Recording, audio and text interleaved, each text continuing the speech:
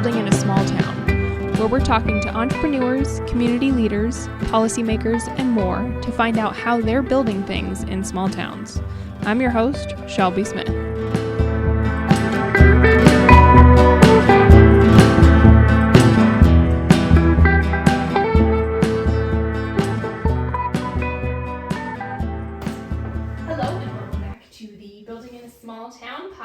Today is my first on-site, off-site, I don't know what you want to call it, sort of a recording. I'm over in Madrid, Iowa, not to be confused with Madrid, Spain. Madrid and Nevada, we're two rebels. In Iowa, we don't pronounce things like everyone else. Never. But so today I am joined by Jessica with Landy Lou and Devie Too clothing company, or just Landy Lou and Devie? Okay. Perfect. So I have known her for a few years. I think we originally probably linked up at Locally Grown. Maybe it would have been the first time. A long time ago, actually. It's kind of hard to remember. It's been a long time. What brought it together? Maybe Locally Grown. It's fine. I think it probably was Locally Grown when we first crossed paths. But then since then, she's participated in a few events that we've put on. You and your son were the first mother-son duo that we had at the deadlift competition. And Willie said it's totally fine that you didn't come last year because he was at football camp. Yes, he was. Willie played football in college, so he was like... Oh, so he allowed it? He goes, that's a good reason. Good. So no big deal there. But anyways, so thank you for coming today. Yes. So I just want to start off, did you grow up around here? Are you from Madrid? I'm not. Okay. I'm from northern Iowa, kind of northeast, like super, super small town. When you talk about small towns, I'm like, I know what a small town is. We had like 300 people. What was the town? The town was called Rudd. Which is in R-U-D-D. What county? Floyd. Okay, so my dad's from Sumner, which is in Bremer. I know where Sumner is. Okay, Floyd County's not far from Bremer County. Okay, and I just had a guy on the other day from McKee County. He's from Postville. Okay. So, Northeast Iowa representing lately. We just got a lot of talent over there. You do, it's fine. And then you just end up in Central Iowa. I don't know what happens. Okay, so you grew up in Rudd, town of 300. Mm-hmm. How many were in your graduating class? We had like 52. Okay, so you had to have been like... It was like 3 towns combined. Okay. For the school, so 53. Which is more common now than it was then. For sure. Okay, so graduated from high school there, then what? I made my way down this area for college. I went to DMAC for dental hygiene school. That was my post high school career. You have to make those decisions when you're like a child. So that's what I did. And that lasted 12 years, I think I did that for. And did you do that full time, like the dental hygiene? I did. Okay. Yeah. And so that was, DMAC puts you through that entire course, don't they? It's like a 2-year course. That's kind of nice. Yeah, so I did some prereqs at first, and then the 2.5 years for the hygiene thing, so it took 5, something like that. Total. By the time I got done. Yeah. Yeah, and then just stayed in this area because it's close to everything, and it wasn't Northeast Iowa, so just stayed here. Yeah, fair enough. Like I said, my dad's from Northeast Iowa. I am first. So then so I assume you went to Boone campus then, because I think at the time DMAC only had the Boone. I went to Ankeny. Oh, I took some prereq classes in Boone because I lived in Ames with friends that were going to Iowa State, and then once I got into the hygiene program, then that's all in Ankeny. Oh, okay. So that's where, I feel like the new Ankeny campus was their first delve into Ankeny, but I guess it's been there for... Yeah, they just keep growing it, adding things. I feel like that school has a lot of money, quietly, that nobody knows about. Probably does. Which is cool, good for them. I think that it's a great, very affordable way for people, to get through things. So you had no interest in doing Hawkeye Community College instead of DMAC? So my roller coaster of schooling was actually my first choice. Okay. Was Hawkeye, and I went there for 1 semester, and I did not enjoy it at all. Really? Yep. Why? I don't know. It is a very small school, which there's nothing wrong with that, but it's like everyone there knew everybody. Yeah. But me. Mm. And I know it's gone through a lot of changes since I went there. I mean, that was back in 2003 or 4 that I attended for one semester. It was just very gross also. Yeah. Like I went to a classroom where the cords were duct taped to the wall and I'm like, I don't know about this place. Yeah. I don't know that I want to, I mean, I already don't want to be here. Yeah. So I did that for one semester. And then I got on the waiting list at DMAC and moved down here. Gotcha. So. And never looked back. I think that was probably a good choice. Nothing against High Yeah, Community no. College. And they've done a lot of changes and I read a lot of stuff about them and they're on the right path, but then maybe not so much. Yeah. Fair. All right. Fair enough. So then you finish up at DMAC. You decide to stick around here. Did you just then go start working at a family office? Like, were you doing that full time? Were you doing that part time? When I graduated, it was kind of like slight recession happening. So it was very hard to find a job. I had multiple jobs, like working 2 days at one office, 1 day at another, temping on my open days because there was no full-time work available. Mm-hmm. And my fiance at the time and I had just purchased a house here in Madrid. So we're like, well, we kind of need to pay for this house, so I need to work however I can. And that's what I did for a while. I think it maybe like over 5 years for sure. I was working at multiple offices until I could get like full-time at one office. Yeah. And did you prefer the moving around or did you like the one office? Depends on the day. It's nice to have a little change of atmosphere and like change of people and things like that. But after I started having kids and stuff, like the commute and all that stuff like started being a factor. Yeah. Oh, I could see that for sure. Okay, so then talk to me a little bit about how you then started getting into sewing and then eventually into is that something that you were taught growing up? The two most like opposite things I could do would be like dentistry and then sewing clothing. I don't know. I've always been really creative. I've always really been into arts and crafts, like doing things DIY on my own. Once I started having kids, I started to realize that I didn't really like the stuff that was out there and available for them, especially like I was having boys and all the boys stuff was very specific and it was not my style in any way. And what that's do you mean? What do you mean specific? Like teddy bears and race cars, like any dinosaurs. The most obvious thing you can think of. Mm-hmm. That's all that was available.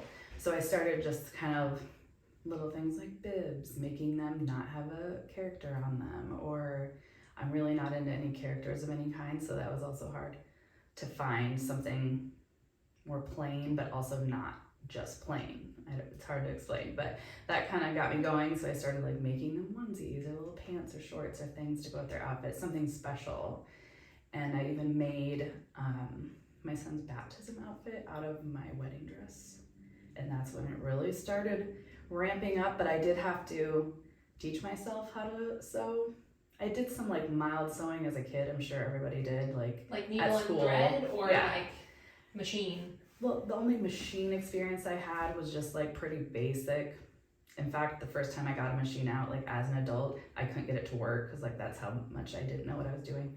But I actually just watched a ton of YouTube and taught myself how to do everything. Started off with just like a regular sewing machine, growing to using a serger, using cover stitch. Like I got all kinds of things now, and it's funny to think that that's not something I ever planned on doing. Yeah. But it just happened. Yeah. So you basically, you started along the sewing journey because you were a market of one, essentially. Yes. You just couldn't find what you got. And I think I know what you mean in terms of like vibe of what you were not seeing. Because you're right, like it's planes, trains, and automobiles, Mm-hmm. or dinosaurs, Mm-hmm. or everything is like green and blue. Like those aren't the colors I was drawn to. Yeah, like Kelly green and Yes. royal blue. Yes. Like there is. Yep. Yes, If there. you're a boy, that's all you get. Yeah, So. Kelly green, royal blue, maybe like cat yellow if you were getting like, you know what I mean? Yeah. It is like, it's a very primary color now that you say that. Especially then. Uh-huh. I mean, it has changed a lot now compared to then, but yeah, it was very hard, so. Yeah. And then you probably, you weren't into like the Disney characters, Nope. the Transformers, No or the characters Spider-Man. of any kind. Yeah, so that would kind of leave you out there just sort of on your own of like, well, guess they're gonna be beige babies. Unless you decide to do something about it.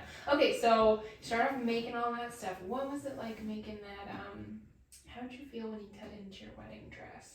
It made me nervous, Yeah. of course. You know, I tried to find spots where if I had to do anything with this dress again, that it wouldn't be that noticeable.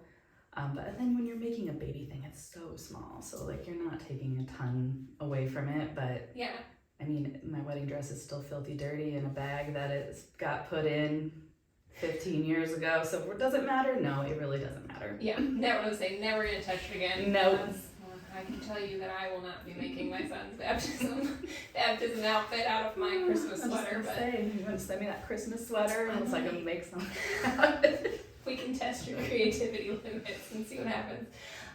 For those of you who don't know, I got married in a Christmas sweater at a courthouse, so that's why there would be no baptism gown happening out of that at all. But we can try. Okay, so then. Once you're making them for your kids, when did you start having people be like, hey, can you make some of that for me? I mean, it was almost instantly, because I mean, Facebook, opens the doors for a lot of things. So, I was working on that stuff, posting pictures of it, like, oh, I made this for my baby, and then like, oh, I want one, making them more for like friends and family. And then I started making things for gifts because like it was baby season. Everybody I knew had been getting married, having babies, all that stuff. So I just kind of word of mouth, I guess, through mostly friends and family on Facebook, and then just me gifting things as people started having children. So would you say those first couple, I won't even call them customers, those first couple people that were not your children that you clothed, were they gifts then? Like were most of those you were like giving them away? Yeah. So there wasn't quite as much anxiety of like, no, is this a saleable item? No, and I actually really didn't consider that because I still was in the mindset of I love dental hygiene and dentistry and this is my career, like this is my little thing to do, because I think I've always had at least one day where I wasn't working during the week. So it was like, oh, my little hobby thing to do that isn't just going out and shopping all day for everything. But I look back at those things and I'm like embarrassed. I'm embarrassed at how terrible they are. But I really thought they were something else then. Yeah, well, and it's, I mean, you don't know what you don't know at the time, right? Like you literally taught yourself via YouTube. Yeah. Like you probably have no real good idea of like fabric sourcing yet necessarily. Nope. Like you have no idea, you don't know what the Whatever options are. Joann's has, which it's so funny because I have not bought fabric at a fabric store locally, like a chain store like that, in years. Yeah. But that was my only thing I knew about then, and that's all I would get. And where else are you going to start? You Yeah. know, like it's one of those things like you said, it's a hobby at that point. Yeah. I mean, yes, we have the internet, but you're not like, oh, this is probably where I should be looking. Yeah. And also, like, realistically at that time, you said it, children's clothing has come a long ways Mhm. since then in terms of options and all that kind of stuff. And it seems like online selection of fabrics and stuff like that, like, yeah, there was a little bit of it back then, but it's not anywhere near what it is Exactly. now. Exactly that. And you would be surprised, I mean, if you're not in this, you don't understand how many names there are for fabrics. Yeah. And not knowing anything about that and what they meant was also very hard to order anything online because I didn't know what it meant. I don't know what that is. Yeah. I need to feel it. I need to check Yeah. to see how much it stretches. Like, none of it made sense for a long time until I started researching it and ordering things and getting a better understanding So of when what you the say, words mean. right, so like Like what kind of words? Like Oh lycra gosh. versus So other thing is, I don't hear anybody say them. I don't actually know how to say them. Like, it's bad. Okay, lycra, good one. I know how to say that. Or like rayon. Yes. Or I use a lot of double brush poly, which is like a spandex blend. And I mean, I understand that. There's this one fabric, and I want to say Ponte. I actually have no idea how to say it. How do you spell it? Ponte. Yeah, I would say Ponte or Pont. I don't know. I've never heard anybody say it. But I'm like, I know what that is now. I know that I don't usually want it. Yeah. But just, there's so many words. I don't even. Yeah. And different. Yeah, I can imagine. That's an entirely different language. And then the thing is probably as well, like Joann's didn't carry half of those. Correct. So it's not like you can look online and be like, okay, here's XYZ rayon or XYZ whatever.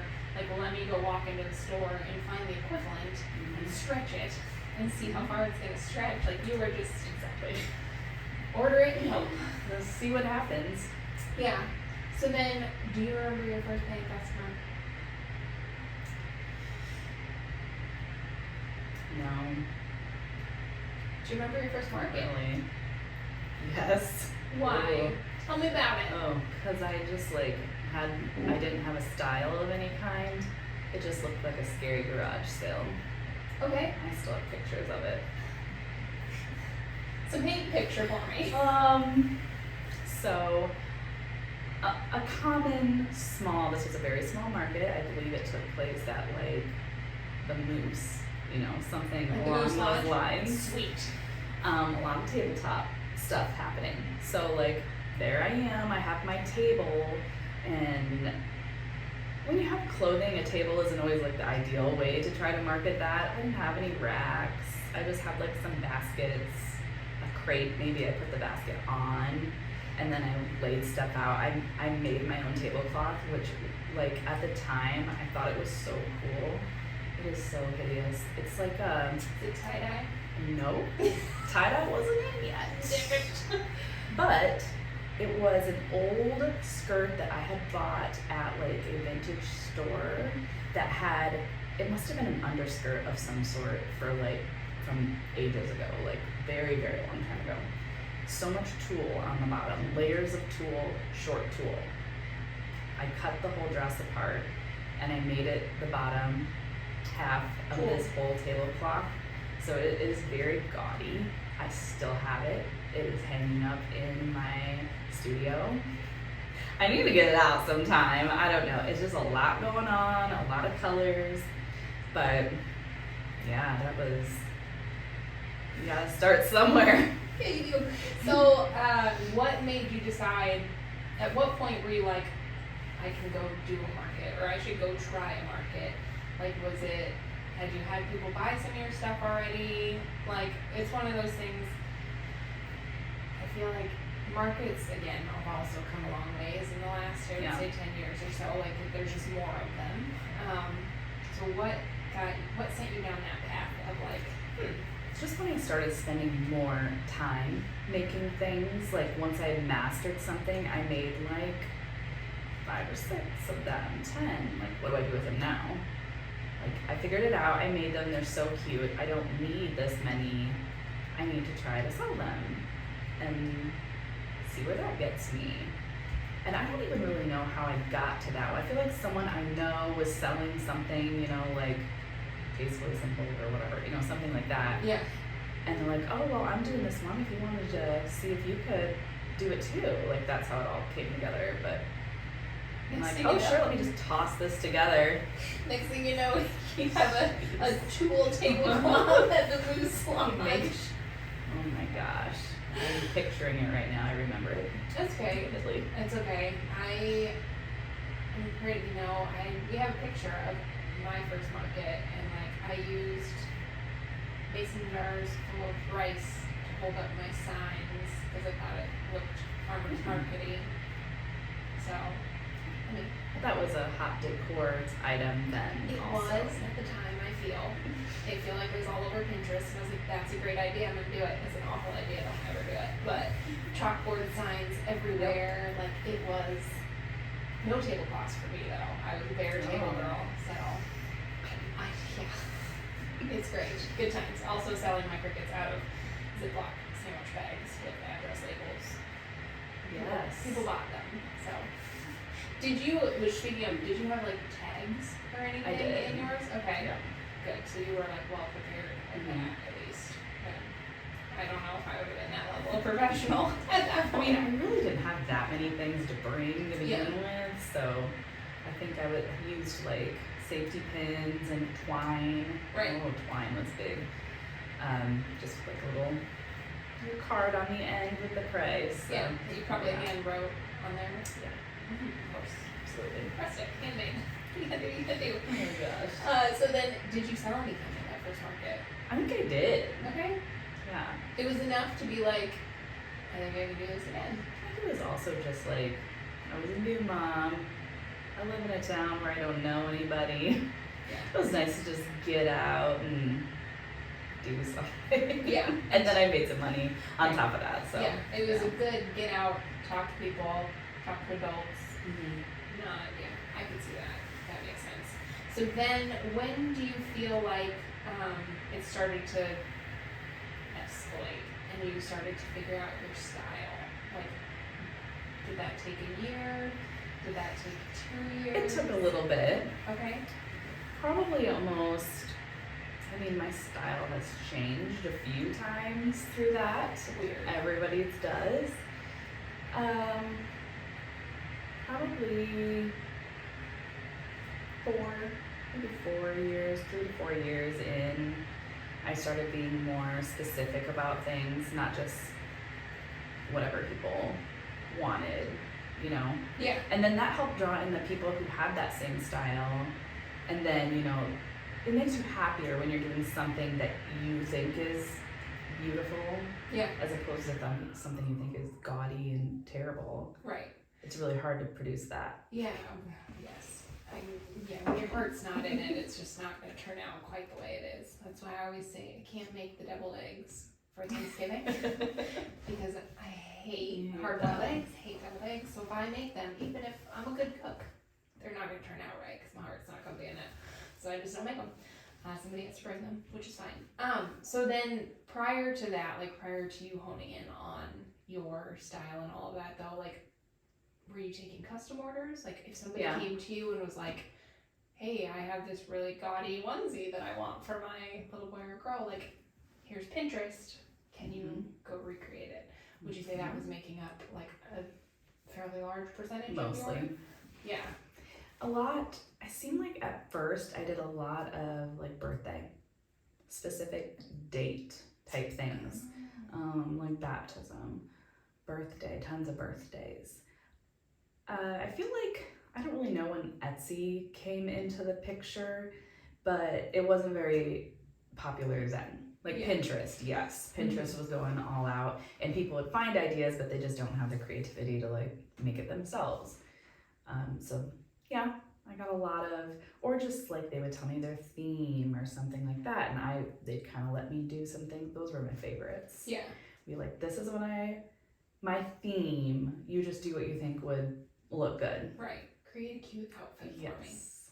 And so at this point you were still exclusively doing kid stuff. Mm-hmm. Okay. So when did you start to kind of delve into the kids and the adults and like some of them matching, like I would call them mommy and me sort of a situation. Like when did that kind of start? I started out like teaming up with another business owner that did women's stuff, and we would actually like buy fabric together, and I would make the mini version and she would make the women's. Okay. But like a lot of different small businesses, as we've seen in the last few years, she did close her business and wasn't making them anymore. So I'm like, well, that's really been working out for me and a lot of people. So I'm going to kind of dive into that now and start producing it too. Because then that also gave me something for myself. Because making children's clothing doesn't really do anything for me. And I have boys. And if you follow my clothing in any way, you know I don't make a lot of boy boys' clothes anymore. Mainly just make girls' clothes because that'll never be. Yeah. So that's my outlet for it. Right. But it kind of gave me the opportunity to make clothes for myself also. Yeah. So, how long ago was that? It wasn't too long ago. I want to say maybe 2019. When you first started delving into that? Somewhere in there. It wasn't too long ago. And I started off pretty basic, just like a raglan shirt or a sweatshirt, just sewn out of the same materials to match the children's ones. But it's really grown into a lot of different things now. Yeah. And did it just literally never dawn on you that like, oh, I can make my own clothes for me? I'd always kind of randomly altered things.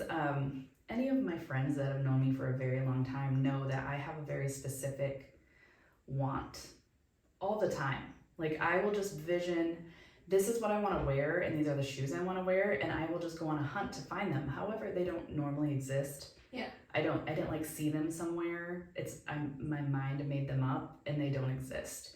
So I've done a lot of different bought dresses and completely altered them to be something else that I wanted them to be. I had done that in the past, but I had never from scratch made myself anything. Yeah. Until that time. Okay. And so the first adult clothing you made, was it for you? No. No. Of course not. It was not. I just wanted to try to make it and see what it looked like. I'd buy a pattern, I'd trace out the size I need and just try it out. Generally, yes, I usually try to make a new thing in my size first so I can try it out. The other thing with making women's clothing is I generally only pick patterns that would fit me. Yeah. I'm not an average cookie cutter woman. I can't just go to stores and buy a large. I gotta try that thing on because there's a pretty high chance that it's not gonna fit right. Right. So anytime I buy a women's pattern, I make something in my size first. I might not necessarily keep it for me, but I'll make it in my size first, and it has to be flattering on someone with a body like me before I will produce it for anyone else. Yeah, I think that's a good rule.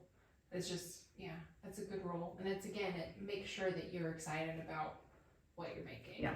Because at the end of the day, you're the one who has to make it, so you really do have to enjoy it. Yeah.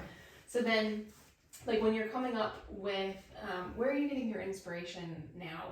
You said you have, you're the one who, you have a very specific, I know what I'm gonna wear, even if it doesn't exist. So, when you are thinking about, producing a new item, is it literally coming out of your head? Are you looking at Pinterest? Are you, looking at people? I follow, a ton of different pattern companies. Mm-hmm. So everything usually comes from a pattern. I don't just free cut anything out yet. That's gonna take some work, but I don't know. I just I see their pages all the time, through Facebook when I'm aimlessly scrolling, and if it actually stops my scroll that I want to look at it, then I start considering if it would be something that would be good for. I think of it being good for my customers before I think about it as something I like. Mm-hmm. I like a lot of things that might not be good for my customers. But yeah, same with buying fabric. When people ask me about how I buy fabric, I'm like, well, it's quite the show. I just am scrolling. Stop. That looks pretty. I'll buy that. I don't know what I'm doing with it or what's going on, but I'm going to buy that. Yeah, because it caught your eye sort of situation. Takes very little. Very sound system. Real great system I got there. That's right. It's everybody approaches creativity very differently and whatever works for them. And at the end of the day, I think, burnout is so pervasive within small businesses. And so making it work for you, I could be well, this is my system and I pick these top 3 and then these 3 and I do X, Y, Z. If you tried to implement that might work great for me, but if you tried to implement that, you'd be this is awful. So figuring out what works for you, even if it doesn't seem like it's much of anything, you have the customers to show that it's working, so then talk to me about how you got involved or started or whatever, like the locally grown showcase. At what point were you like, you know what, these market things, I would like some really big headaches and put on my own? I mean, that's what it has turned into, yes.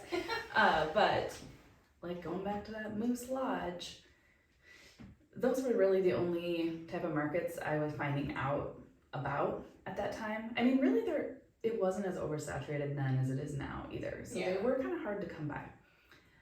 I'm like, you know what I hate about these? Having to stand behind a table and watch people come by, and people who just aren't interested in what I have at all, and have them, like, they'll ask me weird questions because they want to be nice. And like, I personally hate doing that when I go to these things. Like, okay, I don't actually need your, not a napkin, what do I want to say, like your towel. Or your I don't need your towel. Yeah, or like in your But case, I don't have a child. Yeah, exactly. But now I'm walking by and I don't want to like feel bad, so I'm gonna look at it like, oh, okay, I don't need that though. Hi. Yeah. Like, that's embarrassing, For both. awkward. For I don't everyone. know. I'm like, I really hate that about markets. And that's when a friend of mine and myself decided, like, well, let's like put something together. Like, first of all, we need to be able to drink there. So like, we need wine during this whole ordeal. So that was step one. And we also need it to be just like not that weird, hi, like nice stuff you have here encounter. Like, how do you just go past somebody without feeling weird when you're not interested in their things? Well, you don't have them stand behind a table and watch you do it, for starters. So the Locally Grown Showcase was born as a pop-up boutique where we brought in all of these handmade items. The other thing with those markets where there were so many like MLMs and things like that, and it's not like I don't support those, because I do. I buy a ton of things like that. I don't think it needs to be in the same place as someone who is making their products by hand. It is not the same. It's not the same. Not the same. Just, you know, like having a place for those is different than what we were doing. Everything had to be handmade. It had to be handmade by you, kind of your own company. We set everything up together, things that went together. Like if I made a baby onesie, but you made a baby hat, well, we put them together because you could buy those together and support two different people at the same time. So we kind of, the very first one, I still remember the first one was in Huxley at a consignment shop, like a kid's consignment shop. And it was like a huge success to us at the time. We had like wine tasting there, and you could buy wine to take with you. We had snacks. It was just simple and kind of thrown together now that I think about it. But after just hearing everyone's feedback, even like as other makers and shoppers, like this was just so different and relaxed, and everyone spent like way more money than they intended to because it was so easy to. Yeah. And it was lots of cool stuff. It was stuff you're not gonna find anywhere else. You can't just like go grab it from your neighbor or something. I don't know. It was just different. It's grown and grown into something more. We still do the pop-up boutique style in the spring and like holiday time. We're all inside and you just like shop the whole room, and then you just find that vendor to pay them at the end. I mean, it's a different concept, but it still works, and we still get awesome feedback about it, and yeah, I just love it. And so when you first started, how many vendors did you have involved? Oh gosh, 8 maybe. Okay, and now you were at? So when we do just indoor boutique style, I have like 18 or 19. Okay.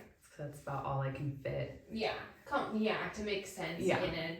Because at the end of the day, you do have to balance like the aesthetic of actually displaying the products and everything. When we do summer and fall, where it's indoor and outdoor, so we have a lot more space, it's about 40. Nice. 40 different vendors. They're all handmade. We're really specific about who we're letting in. I mean, not necessarily if they're better than anyone else, but like I don't want to have 15 people doing the same thing. Right. Which it seems common when you go to bigger markets, like a lot of similar things. I want everybody to be successful. I don't want them to have to choose between yours and someone else's item who is about the same. Right. You don't want 6 candle makers. No, you don't. No. And I commend you for doing that as someone who puts on a market, because I do think there is just such a difference. You would call that more of a jewelry market, is what I would call it, versus your Moose Lodge one that had your MLMs and everybody else. And my hat's off to the market managers, shall we call you, the market managers that actually put that time and effort in, because I think that the customers end up appreciating it, and then us as vendors, it just takes a little pressure off.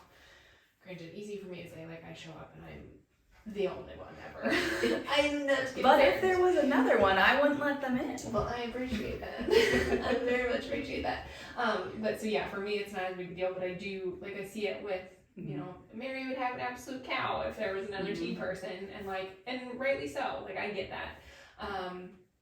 So good for you guys for doing that. I just think it's the right way to do it. And it's, it ruffles some feathers. You'll hear it from some people who are like, well, I can just never get in that market. And you're like, well, sorry, We're pretty loyal to our vendors too. Like, they always get first dibs if they want to come back. If they don't, that's fine. We'll just, find someone else in that category to fill it. But yeah, like you said, candles, like, everybody's scent is always different with the different candle companies. Sometimes even their looks are quite a bit different too, but I mean, like, 2 candles max is enough.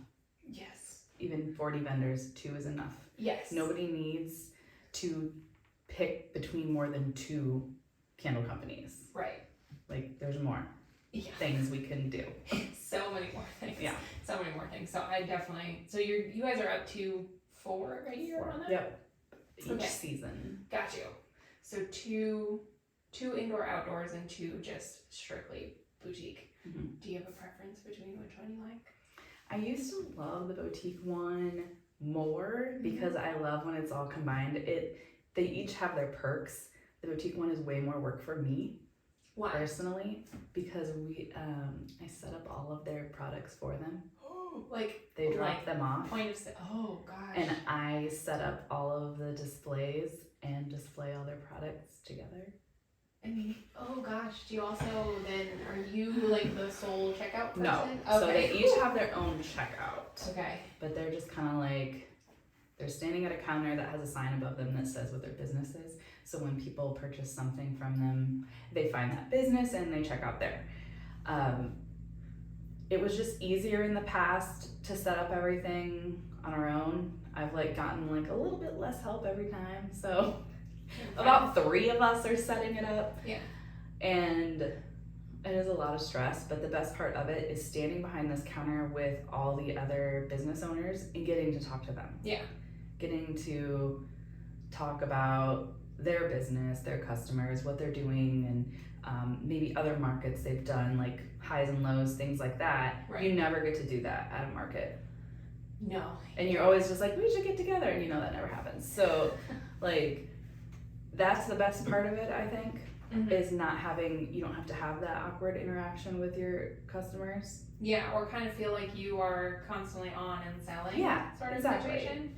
And I think that wears you out really, really quick. Well, and tell me if you agree on this one. I think that is one of the most overlooked and underappreciated for people on the other side of the table. And I think that there's oftentimes like customers don't realize or completely forget that like, hey, this is our like job. Like we are not here. I remember you saying that one time.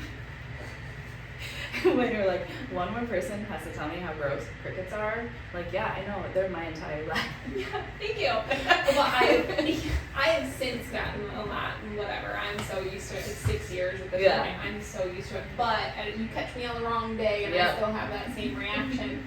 But I think it's just something that, I honestly, like, I can't go, if I'm not at a market, like, I can't go to a market. I can't go to a farmer's market. I can't go to a regular market just because I've spent so much time at them. And for me, I just have that guttural reaction of, like, this is work.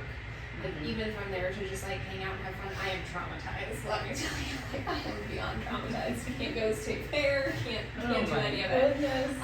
But I think it's just one of those things that, and I mean, as market managers and as people who vend at markets, like you're essentially a vibe creator as a market manager. Like that is your job, is to like create a vibe when you're putting on an event. Nobody is like supposed to see this stuff going on and like all of, you know, the shit show of what it actually is. Yeah. Like, and a successful event is one that successfully masks that, shall we say. But I think that's one of those things that it just isn't talked about enough by us to communicate to the other side of the table that like, I'm so glad you're having fun. I'm so glad you're here. So glad you're about to give me your money. But like, I'm exhausted. I slept 3 hours last night. My own business personally has taken the back seat so hard just so I can promote all these other people and give them the best experience. One thing, like, we have amazing vendors. I mean, I've known some of these people since the beginning, and they are great. They do a great job. They know what I expect. I promote these things so hard, like personally, through my business, not just through like the market, not just through locally grown showcase, but like through Landy Lou Devie Too. Like my customers will be there, and I am so happy to share them with everybody because they're amazing people, and they will buy something from everyone. And if I could get the exact same thing back, like bring me all your customers, yeah, that would be appreciated. And it's a lot of people do, a lot do, absolutely do. I don't know how to reiterate that more to other vendors. Like, I'm giving up my family and my life to promote this for you and me. Mostly you, because I've let all my stuff go. Right. Trying to do it. So just help me out and bring your people. Do everything you can to get your people there. Because mine will be there. Right. Well, and it's not like you guys are charging an No. arm and on, you know what I mean? Like No. you are not putting on that event making a bunch of money. No. Like you're putting on that event for the collective benefit. Like you said, Yes. bringing more customers to these other vendors that you like and gotten to know and all of that. So that would be your number one ask, I suppose, of like a fellow vendor is like, hey, would love if you would match my effort, but even 50% would be nice. You know, 50, maybe a post saying 20 prior to 2 days before. Yes. Yeah, that's exactly it. Never has it been the goal to make money off of putting the event on. Like, I make my money from my business. I do everything I can to have my business show up, and that's how I profit from it. I don't make money from vendor fees. I don't make money, we don't charge admission. I don't make any money from that. I don't want to. I don't want you to give me money. I want you to give the makers money. Yeah. Whatever it takes for that. Right. So yes. It's one of those, like you said, I just think that doesn't get communicated. I just don't think it gets talked about. That being said, I'm working on that in terms of talking to people that put on events, because I think that is within the vendor community. Different events are all different. There are some that definitely are happily taking the money from the vendors and charging the people to get in and all of that, and I have my own feelings about that. That's when that's a business. That's their business. My business is my clothing company. Right. I put everything into that. I mean, I put a ton into locally grown also, Yeah. but that is not where I'm trying to make money at all. I'm trying to like have a door open for other businesses, and everyone starts somewhere, making it affordable, like enough for me to plug as much advertising as I can do locally, without having to break the bank for them. Yeah. Because I'm not trying to build a profit off of that. Right. So then talk to me a little bit about that, about how you marketed the event. You know, you had this first one in Huxley that you like felt like it was a screaming success. At least enough to like get you hooked to be like, oh, we are on to something, like we should do this again. So then what, as you moved forward and you decided to start to add additional events and all that kind of stuff, what did you do to market it? Because that's one of the other things that I find with events, and we found it out with the deadlift competition of like, it's not a, if you build it, they will come. Like, getting people to come do events is difficult. But if you can like figure out what works, like it's pretty easy to repeat it. Granted, like indoor, outdoor event, you have weather, you have things like that that are totally out of your control. But what was effective for you in terms of like advertising and growing and most of the advertising, I mean, as much as I have added things through the years, has been staying the same more recently. I do a lot of like social media posts, social media paid advertising. I try to join different community event pages that I can kind of share the event to and explain it and share photos, always visuals. I use like photography from the event. I make all of our own artwork for each event, like the flyers and stuff. I actually still do print flyers. I send them out to all the vendors to include with their orders. I put them in all my orders. I print posters. I hang them up at the venue all over town. I give them to vendors also if they have like a brick and mortar to put stuff up in. I still reach out to news outlets and local newspapers. Sometimes we get like little interviews that help. Actually been on like the morning news a couple different times, kind of plugging the event. Basically once we just get someone to walk through the door and come to the event, then it just takes a long time. Yeah. Because it is different, it's unique. The whole vibe there it's different. Yeah. And people like it. And then at that point, getting the person in, word of mouth obviously is like the best we can always get. But yeah, I did want you to lay that out there, like all of it, because again, it's like one of those things. Yeah, and it's we've witnessed it, especially the last year with the competition, because it like exploded, and we had other people like come to me and be like, "How did you do that?" And I'm like, "Well, let me tell you." We ate it for 2 years is basically what we did, but then, you know, just throwing things at the wall, it takes, I went to other like lifting competitions and handed out flyers. I sent flyers to every gym that I could get to respond to me with an address, you know, like I started paying for Facebook ads in January for our June event. Like that's what it takes. It has to be seen. It does, and so just, again, I think it's one of those, like, kudos to you for making it seem like, you know, you rock up to the event, you're like, this is awesome. They must have, like, just put this together. Like, I feel like it's one of those, again, misconceptions where people think that these things just magically appear. Yeah. I know that they do. No. Oh, gosh. And then that's also why, like, when people are like, oh, you just got married at the courthouse, I'm like, yeah, I've done events. Like, I don't want to plan one. Like, I don't want to plan an additional. Yes. Like, I've been through it.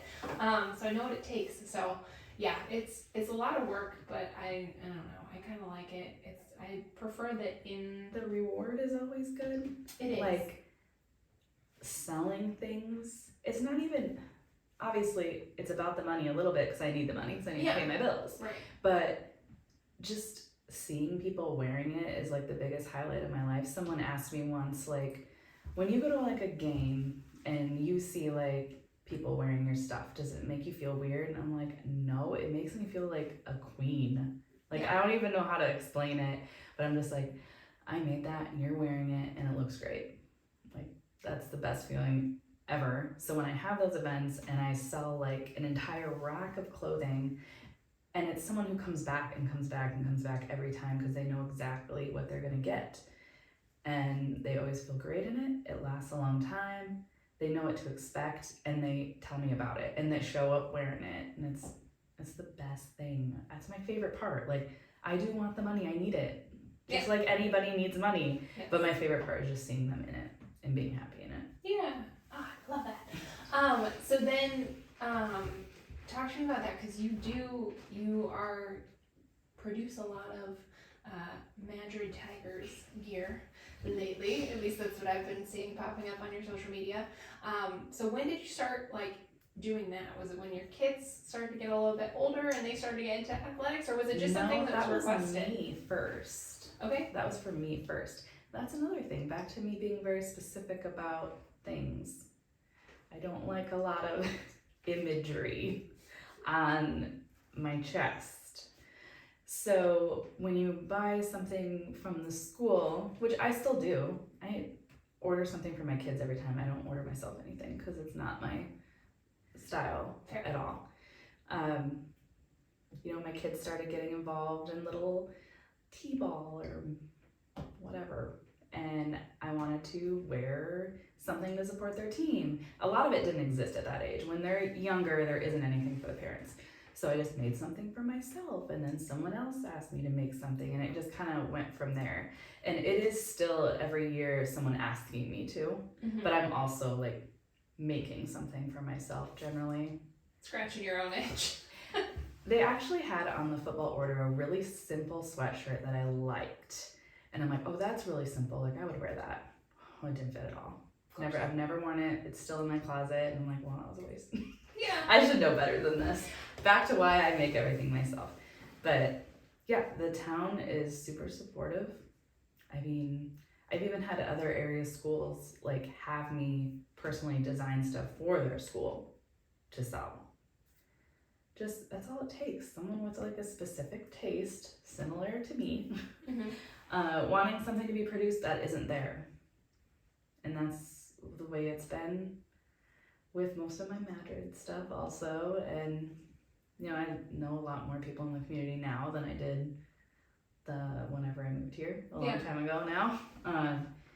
So yeah, I mean, I made my friend a basketball sweatshirt that I had made myself. And she wanted one, made her one. She goes to the basketball game, sells 2 for me. It just like keeps going from there. But yeah, it's been great. Yeah, that's awesome. And also Madrid's colors it's very orange. So bad. It's a very bright orange. Sorry, Madrid. Well, I understand you're a tiger, and that really limits the color availability. But I also don't like those colors. So I tend to do a play on the colors. Black is easy enough. Right. Everything's black. But I can't go with the orange a lot of the times. So I try to stray to a burnt orange or something similar. Yeah, within the theme. Yeah. But no tiger stripes for me. You won't see any tiger stripes out of me. Nope. I will go in the character area. Okay, I was going to say, I would say never. No, I won't be doing that. Okay.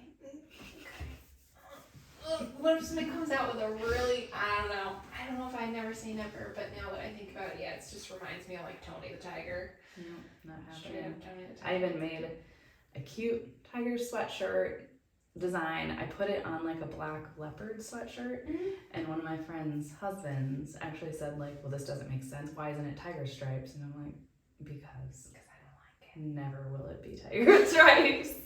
You can buy your own sewing machine, sir. Fair enough. Okay, you like what you like, and you just don't like what you don't like, and that is fine. So then, what are you like most excited about in the next 12 months? In the next 12 months? Oh my goodness. 3, 6. What kind of timeline? I don't know. You're not excited about anything? Like, not even business necessarily. It can be personal. Oh, okay. Are you going on vacation? Oh gosh. No, I just got back from Mexico and it was glorious. And you came back to like minus yes, 20. Almost couldn't get home. Coming back to that. Just, this is like totally cliche because I'm also not that type of mom, but I just love my kids' stuff. I love going to their stuff. I love watching them like care about something. Almost too much sometimes. But just watching them care about something and learn and succeed. I know sports aren't everything, but that's like the only thing I get to see them do. I don't sit there and watch them do work at school, so I don't know. Yeah. But it's fun to watch that stuff and just watch them grow and develop and that kind of thing. Yeah. Oh yeah, I can imagine. Because did you go to high school right now? No. Close. 7th? He is in 7th grade. Okay, I was going to say My 7th grade. oldest. So and then he was with me from the start. I mean, he's the reason that Landy Lou and Devie Too exists. It's the Landy. The Landy. Aha! Yes, they are my kids' names. I get turned into girl names. I get it. You get it? Landed. it's fine. Some people like the Jiminy Crickets doesn't drop for them. Now that you just said that, Yeah. totally drops. That makes complete sense. Okay, so then I asked Logan about this, and it was kind of a, again, scratch my own itch thing. Is, you know, we just got married, and like trying to figure out how we're gonna balance all of that with my husband. You know, owns a landscaping business. We're both entrepreneurs. If we want to grow our family, like, we need to adjust some things for sure. Seeing as how I have to grow the babies sort of situation, can't be pulling the kind of days that we've been pulling to get things off the ground for us. So like, talk to me a little bit about that, of like what it's been like balancing all of it, of, you know, motherhood and entrepreneurship and building an event, you know, all of those things, like how and nobody does it perfectly. Totally understand. This is gonna sound ridiculous, but basically having no goals or expectations helps, because then you can't really fail at something that you didn't plan on anyways. A lot less me and a lot more them. I mean, you think about when you don't have kids, like, yeah, you put everything in your business because that's what you have to do, or something for yourself. The things I used to do for myself that, I mean, they weren't even necessary. I didn't need to be doing them. Just a lot less unnecessary me things is gone to put them into that place. But now it's like to the point where, like, I would rather be doing that than any of those things previously. But yes, I basically have no goals. Keys to success. I know that sounds ridiculous, but every time I'm like, oh, I didn't make my goal. Like, how depressing. I'm good. I don't know. I didn't have one to not achieve, so that's it. Manage expectations. I would call that manage expectations, perhaps. I do not. Well, nobody likes to fail, but I just don't fail because I don't plan something I can't achieve. Okay. I mean, everything is so volatile as far as income, or, you know, like, I don't have a monthly goal. Right. I need to make enough money to pay my bills. Yeah. That's all there is to it. And I need to make more, and lots of times I make more than that. Lots of times I don't. So it's just, that sounds more ridiculous as I say it out loud, but I don't fail at it, so it doesn't make me miserable. Yeah. Because there wasn't nothing to fail at. Yeah. Well, it's sort of, to me, it kind of sounds like don't expect to have everything. Well, I mean, there's this whole, seems like this pressure on women to, like, have it all. To, like, you know, be able to have the kids and have the career and have the, like, perfect clean house and home cooked meals and all of the things, you know what I mean? And so I think if you just are like, well, no, I don't have to, I can just do whatever happens, or whatever, you know, makes sense. I don't know. That's how you get to a point of not enjoying something. If you think about, like, how long ago did you start your business? 6 years. 6. Yeah. So mine is like 12 years old now. Mm-hmm. Do you know how many, like, small business clothing type, even just clothing type, I've seen start and stop since then? Oh, it's insane. I don't even know. It's like a whole turnover of people at this point. Even like through my markets, I've noticed, like, things have come and gone. It's not like they're not there because they didn't choose to. Like, they no longer are in business. Yeah. Yeah. I think I'm literally still going because it is something that I do love and enjoy. I don't have to make X amount. I mean, I don't, like, depend on my husband for everything. I definitely need to produce money, but I mean, I have a lot of talents. I have a lot of things that I can do on a whim to replace that if needed. I do it because I want to and because I love it, and I don't know. It just makes it flow a lot easier. Probably not the best plan in the world, but 12 years of minimal goals has gotten me here. Yeah. Well, you've made it, like you said, you've made it 12 years though. Like, yeah, that's a really long time. That, when you say it out loud, like, that is, what do they say? It's like something like 85% or something. I'm totally pulling that number out of my ass for the record. It's a lot though. A lot of Like small businesses don't Five make is it. a turnover year. I would say For 5 a years. lot of things. Most Even businesses. Having a job, like staying at one place for 5 years is a long time. I mean, people grow and change, and it's hard to still be that same person. But Yeah. I mean, it's not like I've ever regressed either. My business has grown every time. I just keep learning and trying and going with the flow. Yeah.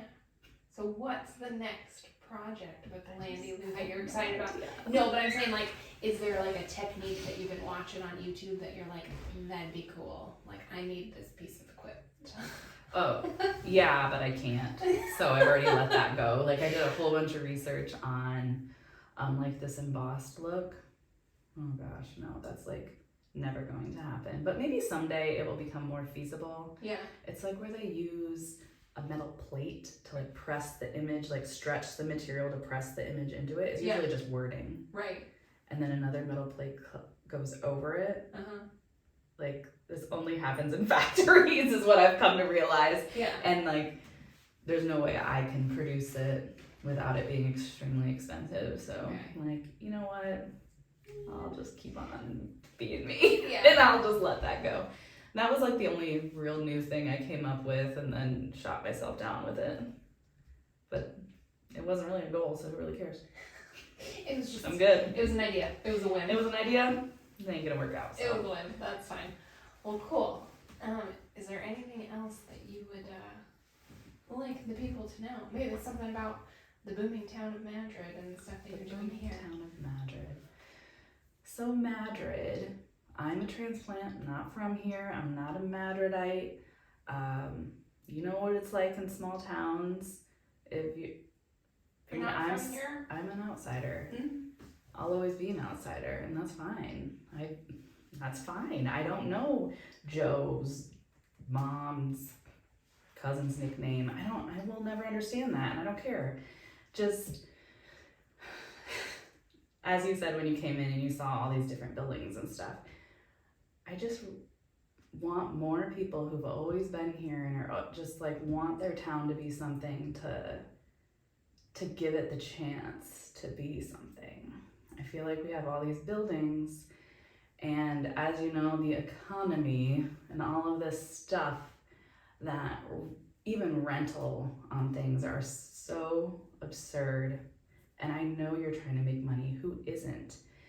But does it make more money to have someone be there and pay you monthly for years and years as it does for someone to come in short term, not make it because it's not like achievable in any way to make enough money just to be there, and now you have to sit empty. I even think about this building that we're in right now doing this. This building's set for sale forever because it was so much money to rent it. Mm-hmm. So then they put it up for sale, and it's just like it never got rented ever. They redid it, it never got rented ever, and then they sold it. If you would have tried to make that attainable for someone, you could have made so much more money than putting an outrageous dollar amount on it so that you could be rich when your community could have been rich with that business being there and staying there. Right. I don't know how you find the people that care about that, but I'd like to be introduced to them. Yeah. No, it's a dilemma. It's a dilemma. It's one of those. Every small town is unique in the problems that they have and things that make them successful. But I think that it's attracting the right people. And it only takes one in a community, like one leader to start moving things in a direction, and then amazingly, whether people want to go in that direction or not, they start, because it's just like momentum that happens. So yeah, I think that's an all small towns sort of situation. Yeah. But is what it is. So if people wanted to find you, want to find Locally Grown, want to find Landy Lou, where should they go? We do have websites for both. So LandyLouandDevie2.com is my website. I also have Facebook and Instagram. The Locally Grown Showcase, so many words. You know, I just apparently really like words. So locallygrownshowcase.com is also the website. It gets updated seasonally, like per market. So right now all the information is up for spring market. There's also applications on there for fall and summer. So if anybody is looking at joining us, so that you do need to apply. But those are the websites. Both have social media on Instagram and Facebook also. Awesome. Well, thank you for sitting down and chatting with me today. I hope that it wasn't too scary. It wasn't scary, but it just like made me say a lot of things that I have never actually said out loud. Good. I have no goals. Hashtag Team No Goals. No goals. Thank you guys. We'll see you next time.